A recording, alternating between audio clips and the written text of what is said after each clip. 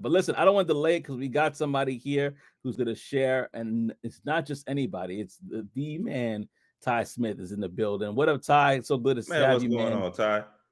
Hey, how's it going, guys? I'm surprised that you are up. Yeah, me. The little Avatar. talking thing, yeah. Yeah, Good. yeah. I figured might as well. I mean, we Afrotech's only Yeah, once a year, right? So yeah, yeah. we gotta make this an annual thing. This is a fact. Yes, yes, and hopefully next year we'll be live on scene doing this in front of a crowd and individuals. This year we both were limited from a work Have to. standpoint, but we're here now, man. And I think it's nobody better to kick off this conversation than you, because This is a fact. I'm going to stop here and just say, have the floor and share whatever your heart content is, man. We'd love to hear your point of view on this event. Yeah, so I think it was definitely a great event for those that are thinking about going next year. If you haven't gone to an Afrotech yet, I think that is a great place to be. This year they had the most first-time attendees that they ever had. I was talking to one of the staff members. They said they had over 35,000 people this year, and it was in Houston, Texas. Previously, it's been in Austin. Before that, it was in Oakland. The only thing about Austin is that it's not really known for Black culture and things for us to do. There were a lot of venues that needed to be rented out. There were a lot of backstage issues that people had when it came to negotiating and throwing side events at Afrotech because that city isn't really designed for us. But Yeah. Houston, the city was really prepared for the attendees. It was prepared for a lot of the organizers, and we got a lot of cool stuff that happened. For those that don't know, I do some partnerships with Trabaja and Diversitech, and we plan out little mixers and activations, and we want to do something at Afrotech specifically just to kick off. Last year we ended up doing a small event that was at the side of Afrotech. It had about maybe 150 people. So when we're in the planning stages, we hit up a few of our people out in Houston, and big shout out to a guy named Ray Litt, who's in Houston. He's like basically the most well-connected person in tech. And I hit him up and I'm like, hey, we're thinking about doing something. What do you got? He was like, well, I have a stadium that you guys can rent out. And we're like, an Let's entire go. stadium? He's like, yeah, an entire stadium. And, Jeez. I know the person that runs it, and we'll cut you a deal, and, I could get you a live band in there, and, it'll be dope. And I was like, all right, I don't know if we can, like, how many people do we need? It's like, I mean, if you guys can draw out like 1,000 people, I think we could definitely fill it up. And I'm like, all right, last year our event had like 200 people. So I don't know if we could fill up 1,000 people. So I talked with Shannon Morales. So shout out to Shannon Morales. Shannon Morales, she runs Yeah. Yeah. the Baja Diversitech. So I throw the idea to her, and she gets on it, assembles her crew, her team, and we just spent 2 weeks just really reaching out to people locally. Local radio station came in, and just a bunch of different amazing vendors, cybersecurity providers. Allie from Baddies and Tech came in and jumped in on the event too. Let's go. And within 2 weeks, we pulled off this epic event. We had the entire stadium. We also partnered with Dell as well. The videos are on YouTube. If you see an event that had fireworks, because what we didn't really know is that during the event, 2 hours in, there was a surprise fireworks show that was like at the stadium. So if you have a football game, there's fireworks at Yeah. lunch. So we had an entire fireworks show shoot off. This is like the opening night. This is opening night kickoff of Afrotech. And the stadium was like literally 2 blocks from the venue. So yeah, we ended up with one of the dopest events, thanks to some of the locals that were down there that really were like, hey, we're going to make this special. We're going to bring in all the people. And I think that's really what it was about. I think the Yeah. groups that reached out to the local people in Houston and that were like, hey, we need help us plan this event. I think the local folks really showed out and really made it special for not only Afrotech, but for the side organizations that want to throw events. Did y'all capture it on video? Yeah. 'Cause yeah, people got to see. No, so one thing I did want to ask them, based on your experience from going from Austin, which, like you said, might not necessarily be, set up for the culture versus going to Houston. Um, do you believe that that's the spot where it needs to be going forward instead? Yeah. Yeah, 100%. And the thing about it is that Houston has a lot of tech workers in Houston. Like there's a ton, and there's a lot of people, not just on the front lines. There's a lot of directors, a lot of VPs, a lot of executives. Like this expo floor, for those that are looking at it from like a job perspective, like I've never seen an expo floor like this. There wasn't a company that you can name in tech that wasn't on the expo floor. I mean, like, if you wanted to talk to Meta, Microsoft, AWS, if you want to talk to CDW, Netflix, like they all were on the expo floor, American Express. I mean, even the video was on the expo floor. Like, as big as the Wow. company that Wow. is, they Wow. were there on the expo floor, just there with the space. You can go up to them, you could talk to them. I mean, my Afrotech backstory, before going to Afrotech, I never had contacts with any of these companies. Before I started going to Afrotech, like if you date it back to 2022, 2021, I didn't know a Yeah. single person at Microsoft. I didn't know a single person at Google. If you are like that, and like where I was back in 2022, and you want to have friends at Microsoft, friends at Google, friends at Facebook, wherever, just could ask questions and find out what that life is like. They all were there, all those companies. And they came down 20 deep, 30 deep. Mm. Like Goldman Sachs is there like 50 deep. Oh yeah, they weren't playing. Yeah, Wow. I mean, I lost count of how many vendors they had, but I think they had close to 200 plus vendors that were on the expo floor, and I've never seen anything like that. So I think they did an amazing job with that expo floor for sure. I give them 10 out of 10. Location, 10 out of 10 for sure. Houston was awesome. I think for me, if there was anything that I would change personally, I think that the content was okay. It was, and I'm talking about when you actually go into the stage, when you see the people on Yeah. stage, like that type of content. So they had a lot of cybersecurity, there's a lot of AI content, which is great. But I do feel that, there are opportunities to bring on some folks that have really been doing a lot of groundwork, a lot of community work. We have a lot of different tech groups. We have Techsgiven, we have Baddies in Tech, we have Black Men in Tech, Trabaja, and then we have many great influencers. We got Caleb Bird, we have our recruiter cousin, we have all these different cool folks that, in my opinion, should be on stage, like should be on Period. the main stage. Like these are people that have been in the trenches all year. They know the pulse of the people. Like people like Anthony Mays, for example. Like these are the folks I want to see on the main stage. So I think there's an opportunity next year to really make sure that the people that are doing the groundwork and helping people in the community get their shine on stage, and that it's not just like, hey, if your company sponsors the event, then you can go on stage. It's just, hey, we hear you, we see you, we know the impact that you all are making, and we are setting up, even if it's a community stage or whichever. That's Those folks really understand what the community needs in terms of content. And last thing I'll say is, shout outs to some of those people. So we actually threw another tech sales event. So last year we threw a very small event. It was like 25 people. It was called Tech Sales and Vibe. It was like a pop-up event that we did. This year we actually went much bigger. So we worked with Afrotech's competitor because we wanted tech sales at Afrotech. Tech sales was not represented at Afrotech at all. I pinged them long before and told them like, hey, we need to do something. But they want to go the direction that they did, which is fine. So they're not the only Black tech organization. There's another one called UpCity, and UpCity is based out of Toronto. They're the competitor of Afrotech. They have over 100,000 members. They're huge. Yeah, they just did a conference in Toronto a week before Afrotech that had 25,000 people, which was incredible. That's a whole other story in itself. I worked with them, and they were just like, hey, we want to do something at Afrotech, but we want to bring in content that we know Afrotech isn't covering, but the people of Houston want to see, need to see, and people of Texas want. And I'm just like, there's a lot of people in Texas that are in tech sales and that want to be in tech sales. And if we did a tech sales event, especially if we did it like right next to Afrotech, like maybe we could do something right across the street from them. And they're like, let's go, let's do it. And then, they're like, who you want to bring in? And I'm just like, if we're doing tech sales, something tech sales related, we're in Texas, like, then let me see if I can bring in maybe Caleb Berg. And Caleb Berg, we chatted. She was like, hey, I want to come in, let's do it. She flew in, and we ended up getting this venue literally right across the street from the actual conference center. It was this 2-level dope venue, upstairs, downstairs, and we completely packed the place out. So we had 450 RCPs, and luckily we didn't have 450 people show up because the space only held like 250. But in total for attendees, we had right under 200 attendees, so it was right about 200. And we had upstairs, downstairs, packed up. We did a fireside chat. So it was myself and Kayla, and basically just let her break down everything of what she does in tech sales, her journey going into Microsoft Enterprise sales, all of that, and just some of the tips and tactics. It was really a no fluff fireside chat. Like we went right into just how do you get in? How do you help folks?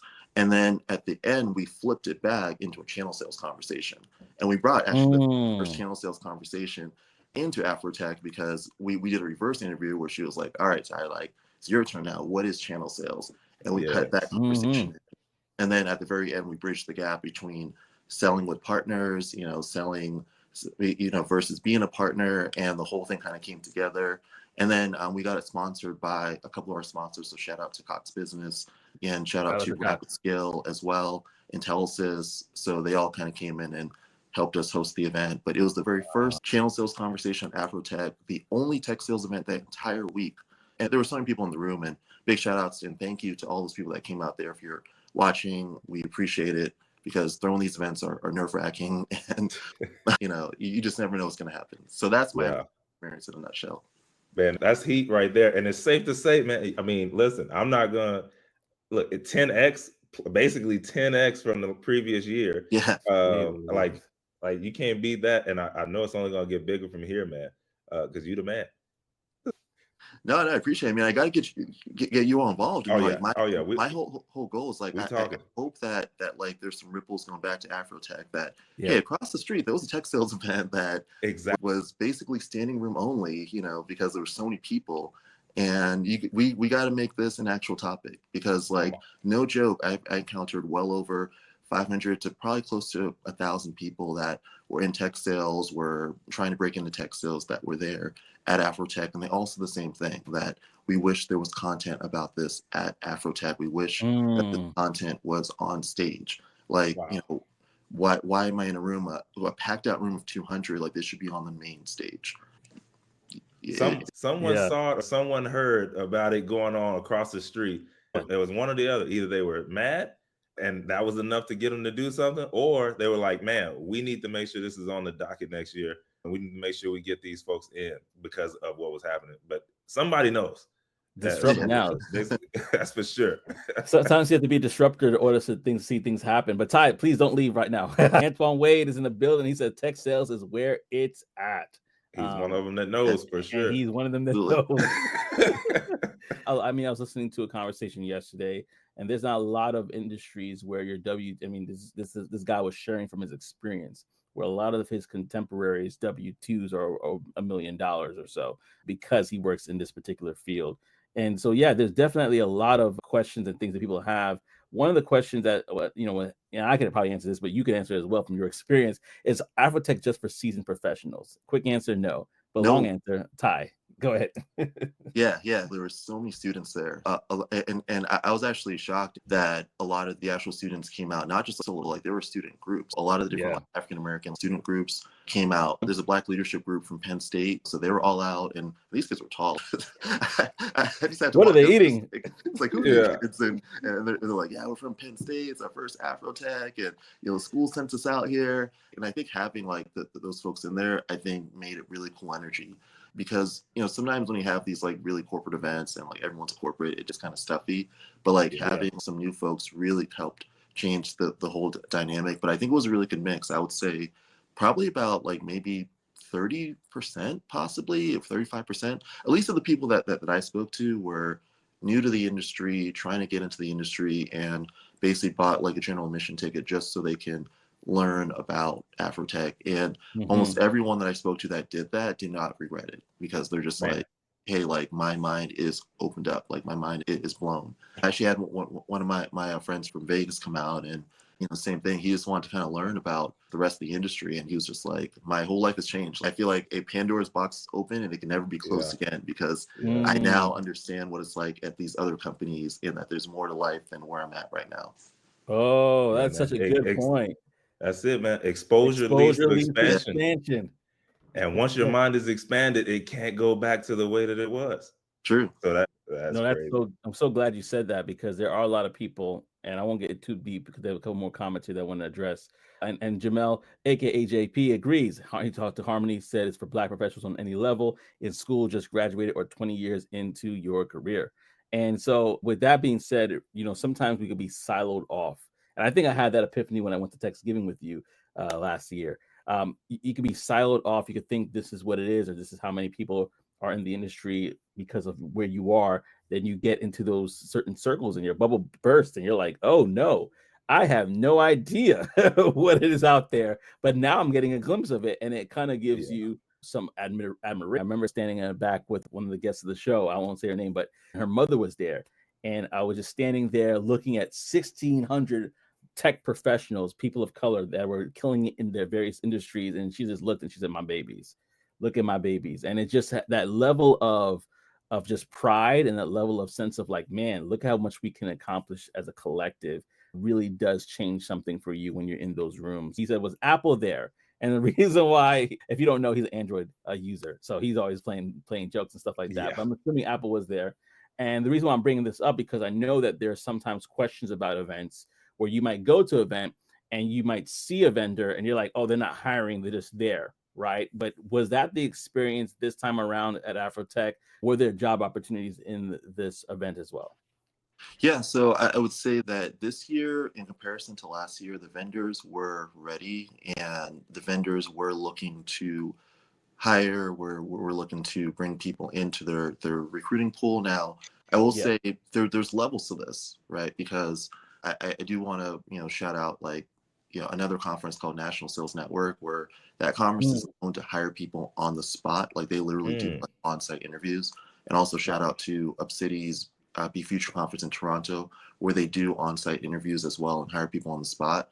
Afrotech isn't really like a hire on the spot kind of place, but it is a place where you can be face-to-face with leaders of the recruiting departments, leaders of certain departments that you may want to get into. You meet like a recruiting manager at a big tech company, maybe Palo Alto, for example, or Cisco. So it is a place where you can get some really good contacts, and there is special, diversity hiring departments that all of these companies have, where they do want to hire diverse talent, and those people are on site. And even if those people may not have something right then and there for you, like you have to do your due diligence and stay in contact with those people, help those people as well, because, obviously they're hiring hundreds and hundreds of positions. So a way that you can help those folks is if you're trying to get into, let's say, a junior software engineering role, but you know that they're also looking for sales roles or they're looking for marketing roles, help them out by sending them good candidates too. Like just build that relationship, because those people are like sometimes your lens into the company that can help you out with certain things. If you have questions, hey, I saw this role posted, what are your thoughts on this? Who's the hiring manager? But it's not just like they're there to help you. You also have to help them too, because these people have quotas to hit. They have goals they need to hit in terms of hiring and recruiting. But those folks, those diversity hiring people, those people are all there. And for the companies, they're all hiring for something. They may not all be hiring for the role that you want, but they are the main point of contact when you do need to get into that particular role that you can talk to. And that was the main thing about Afrotech, is having all those people available, because trying to find them and with companies that have 100,000 employees, next to impossible. There's 10 diversity recruiting people at some of these companies. So the fact that like one of them is there out of the 100,000 employees is huge. You got a That network. you can get that face-to-face time with, and then double back later on, like you said, boom, let me shoot you this name. By the way, this is what I was looking for. Being able to speak to someone face to face, you're a lot more memorable. We never know where these people end up. I always say that, right? Like, hey, just because they're a recruiter at such and such right now, and it doesn't mean they're always going to be at that company. They could go up, way up, and now you know this person, you've known them for a year, you've known them for 2 years, and boom, the perfect position pops up for you, and they remember you, and then now they're reaching out to you. Yeah, absolutely. Has that changed this year? Yeah, this year it was 50% cybersecurity, for better or for worse. Wow. So, and I really mean for better or for worse. So like if you're into cybersecurity, you want to know about what are the legal implications of cybersecurity, what are the financial implications of cybersecurity, how does cybersecurity, infuse with AI in terms of software, cybersecurity's impact on enterprise businesses, like every single cybersecurity topic was covered, like completely covered. Like it was a lot of cybersecurity. They literally thought of every possible topic you can have about cybersecurity. So, that was awesome. A lot of people loved it. For the folks that are trying to get in, Houston has a really big cybersecurity presence as well. For the ones that were just like, hey, that this is cool, but like what about like, project management? And there wasn't like, it was just cybersecurity. It was cybersecurity. So I think the only thing that was missing was cybersecurity sales. Cybersecurity sales That's was not covered. And I think that's something that they need to add next year. And yeah. there's some groups that they can tap in with, I think, to do that. And big shout outs to our citizen sales as well. Going back to what I was saying earlier, that's another group that I feel like should be on that main stage. Like you need to get Chantel George up there and just that organization, because on the cybersecurity topic, they have a lot of great cybersecurity salespeople that are in that org that I think could have added to it. This was the year for cybersecurity. I don't know if it's going to be that next year, because I think when the feedback comes in, I think some people are going to say like it was a lot. This year was that year where they covered it as more than I've seen at any of these style of conferences, basically. That and AI probably took the cake. Definitely. JP says that's great. Thank you for that feedback. And I think that just to kind of add to that real quickly, I saw when I was doing some research, it had a cybersecurity stage, an AI stage, and also a data engineering stage. And so I believe that was a focus. But one thing this is showing me based off of what JP said and based off of what you're saying, Ty, is that they are very big in listening to feedback, because he mentioned when he went, there wasn't a lot of cybersecurity.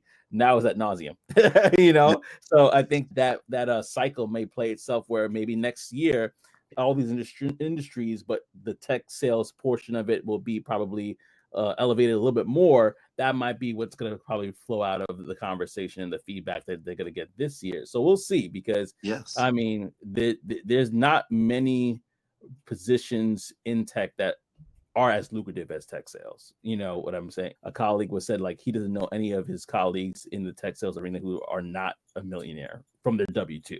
So there's a lot that can be explored there. But Ty, man, this has been great. First of all, I would love to keep you to the end, but I know I'm not. I gotta be sensitive to the fact that what time is it at your end? It's early. It's early. Yeah, I got a Guyana peeking at me like, what are you doing up at 5 a.m.? What's up, Ayana? Sorry.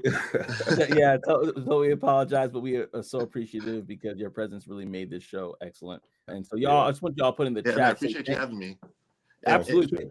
If I could say one last thing for those watching and for those submitting the forms and all that feedback next year, like, really let them know, like, we need tech sales on the main stage at Afrotech next year. We need Joseph Smith on the main stage. We need Big Bag Trey on the main stage as well. Like, we need a Talk That Tech session. We need just everything, like all your favorite influencers. We need Caleb Burke on the main stage. We need all these folks that are doing their thing with tech sales on that main stage. So let's just make that loud and clear, because like you said, they do listen to feedback, but we have to provide that feedback. So that's my call to action to everyone listening, whether you watch this recording later on. Love it.